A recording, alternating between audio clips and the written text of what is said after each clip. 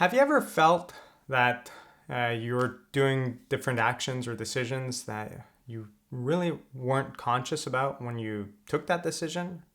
And you're kind of like wondering, like, why did I just open up Facebook on my computer or on my phone? I wasn't really thinking about that, but it just randomly, automatically appears. Well, today we're going to look at the difference between System 1 and System 2. Let's take a look.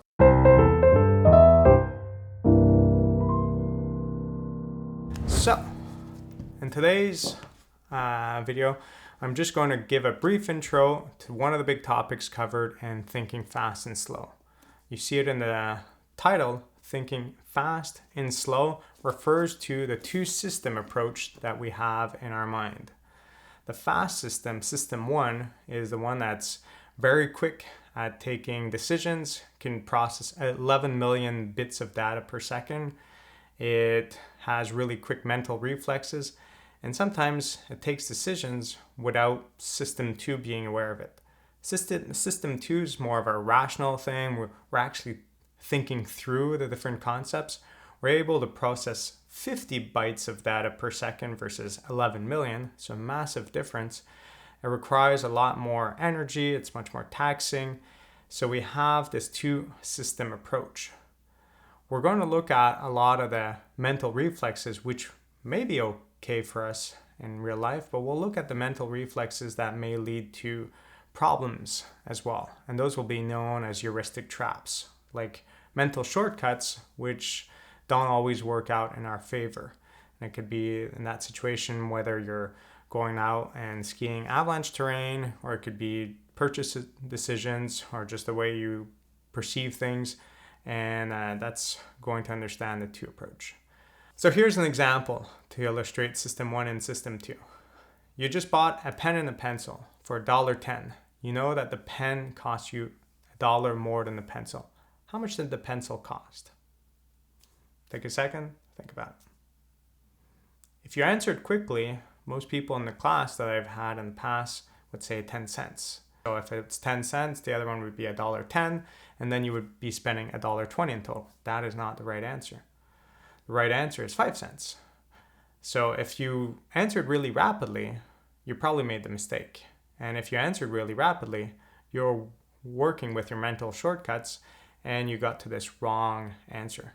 If you take the time, it took a little bit more energy, a little bit more taxing, and you got the right answer, you're using System 2. Here's another example that we could look at. A Ferrari and a Ford cost together $190,000. The Ferrari cost $100,000 more than the Ford. How much was the Ford? Once again, quick and dirty answer, System 1. A lot of people would answer 90,000. But 90 plus 190 is 280. That's not the right answer.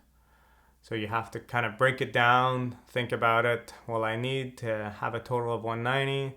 That's 100 more. What price could it be? Well, it's 45. 45 plus 145 is 190, which is the right answer.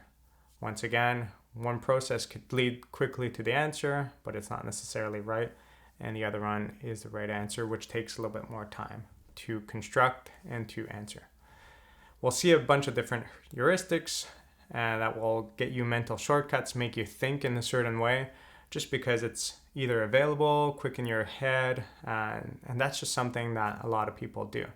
So understanding these heuristics, how people take mental shortcuts, could help you as an individual overcome some of those bad decisions taken by just mental reflexes.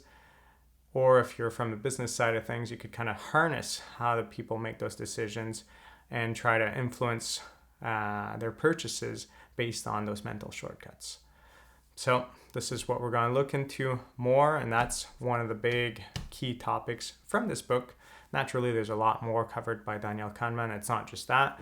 It's a big book. There's a lot more information in there, but that's definitely one of the big takeaway messages from his book, is that we have a two-system approach. One of the classic examples that they give is the idea of a person on an elephant. That person on the elephant think that they're making the decisions, but in fact, it's the elephant, that's System 1, that's making those decisions, that's moving around. Even though we want to be able to make the decisions, we have to control that elephant to some extent so that System 2 jumps on.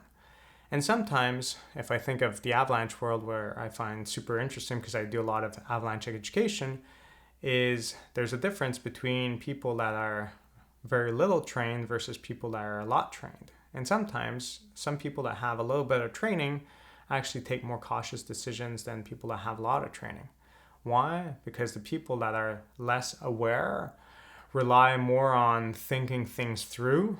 They've learned some of the concepts and they kind of make sure that they get everything done, and therefore they're using system 2 more. And if you're very comfortable at doing something, well, then sometimes you might be relying a little bit more on your mental shortcuts. I've seen this before. This is what happens, and you don't really overthink things.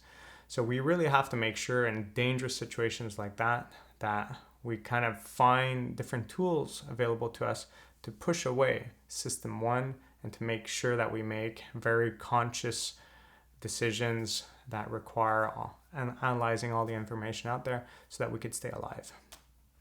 So I hope you found this video interesting. Thinking Fast and Slow by Daniel Kahneman. Definitely a good read. Take a look at it. I'll catch you guys in the next video.